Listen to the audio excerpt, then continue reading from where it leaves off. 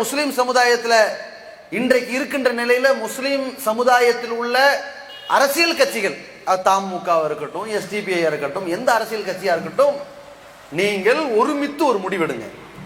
யாரை ஆதரிப்பது ஒருமித்து எடுங்க. நீங்க பிரதிநிதித்துவத்துக்கு தான் நிக்கிறீங்க. சமுதாய நலனும் இருக்கும், பிரதிநிதித்துவமும் இருக்கும்.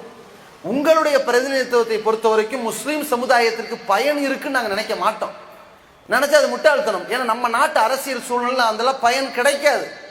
ஒன்னே ஒண்ணு, எங்களுக்கு நீங்க தீங்கிழைக்க மாட்டீர்கள்னாவது சொல்லலாம்.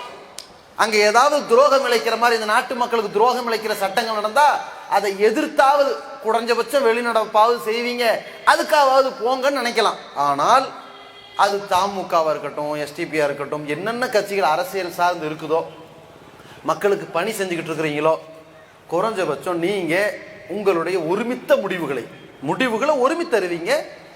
அந்த முடிவுகளை அவசரப்படாமல் நிதானிச்சு, நமக்கு திமுகவும் பாதுகாவலர்கள் கிடையாது. என்னமோ அவர்கள் அதிமுக பிஜேபியோட உரசி கொண்டிருக்கிறது, ஒட்டி கொண்டிருக்கணும்னே திமுக தான் பாதுகாவல் முடிவெடுத்து அவசரப்படக்கூடாது. அவர்கள் உங்களுக்கு எந்த பிரதிநிதித்துவத்தையும் தர மாட்டார்கள். ஏன்? முஸ்லிம் சமுதாயத்தின் ஓட்டு ஆட்டோமேட்டிக்கா எங்களுக்கு தான் வரும் என்ற ஒரு கனவும் கற்பனையும் இருக்கும்.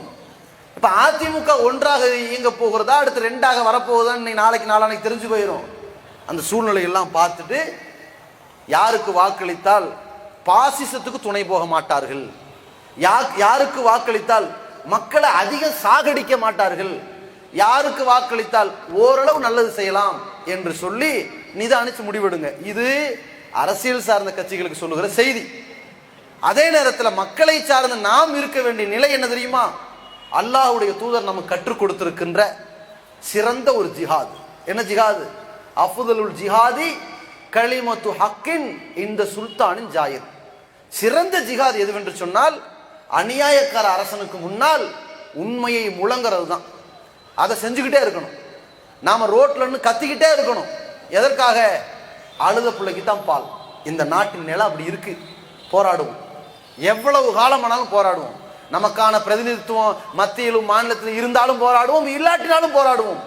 போராடுவதால் கிடைக்கக்கூடிய பலனை விட நம்ம நாட்டில் வேற எதுலையும் கிடைக்காது. மற்ற நாட்டில் கோர்ட்டுக்கு போயிடுவான், நம்ம நாட்டில் கோர்ட்டை நம்ப முடியாது, ஊடகத்தை நம்ப முடியாது, நம்ம நாட்டில் அரசியல்வாதி நம்ப முடியாது. நம்ம நாட்டில் இருக்கிற மக்களை தான் நம்ப முடியும். வா ரோட்டுக்கு வா, ரெண்டுல ஒன்று பார்த்துடலாம் வா, அரசாங்கம் ஓடி வருவான்.